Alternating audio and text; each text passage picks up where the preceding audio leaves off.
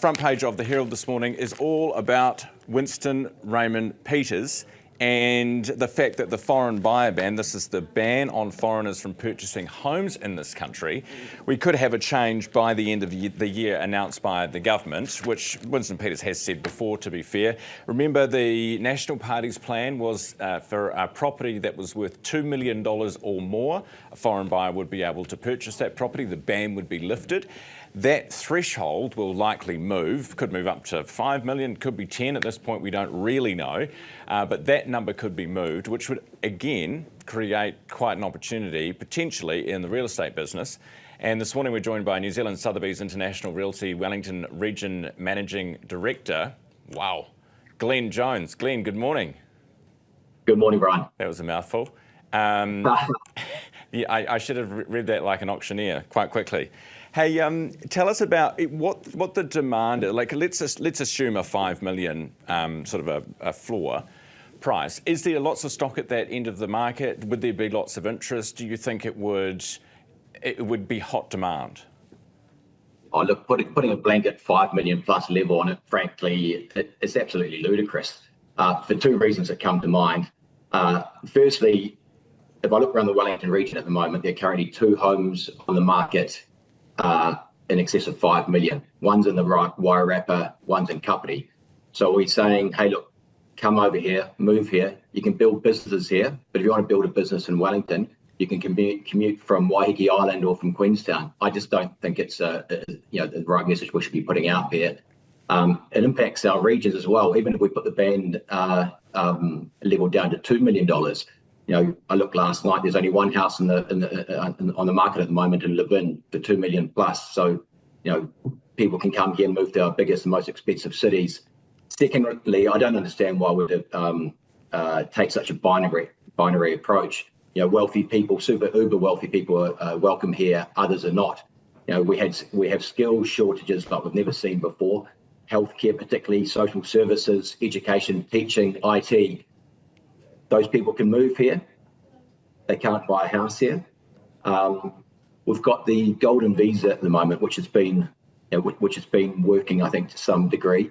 But what we're saying to these people, they can invest 5 and 10 million in the country over the next 3 to 5 years. They can move here. They can employ people here, but they can't build businesses here. It's just a conflicting message. Some of the reason for that, though, is that we end up paying, if we let them come and buy houses, we end up paying more for them. It makes them more unaffordable for the people that are here.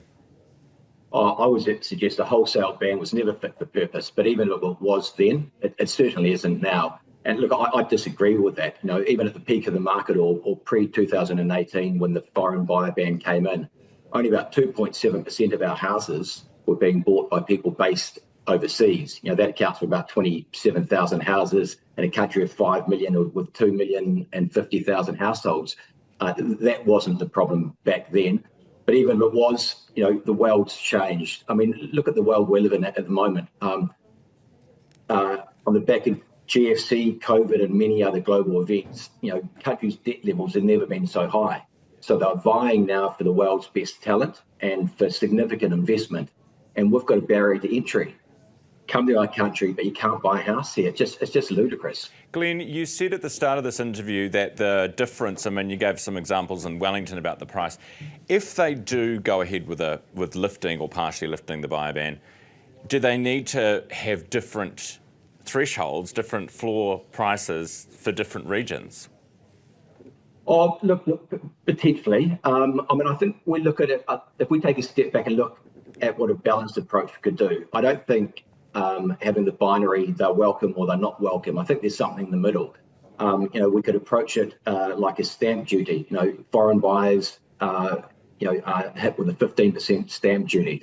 On $1 million house, that's $150,000 straight back into government revenue. To discourage speculation, if they bought a second or third house, that could be 30% or 60%, stamp duty. From a capital gains perspective, why wouldn't we put a flat 40% on, irrespective of when they bought and when they sold? So a $1 million house being sold for $1.4 million 5 years from now, that's $160,000 back into the government coffers. And I also hear people saying, well, hold on, foreigners are going to come in here, they're going to buy up New Zealand, and they're going to leave, and it's going to be ghost town galore. Look, there's always solutions here. You could have a vacancy tax. If a home was vacant for more than 6 months a year, charge commercial council rates. In Wellington, that's 3.7 times higher than residential rates. In Auckland, that's 2.5 times higher than residential rates. Yeah, right. So plenty of ways to skin a cat where you could get some more juice out of the lemon potentially there. Appreciate your time this morning, Glenn. Thank you, Glenn Jones from Sotheby's International.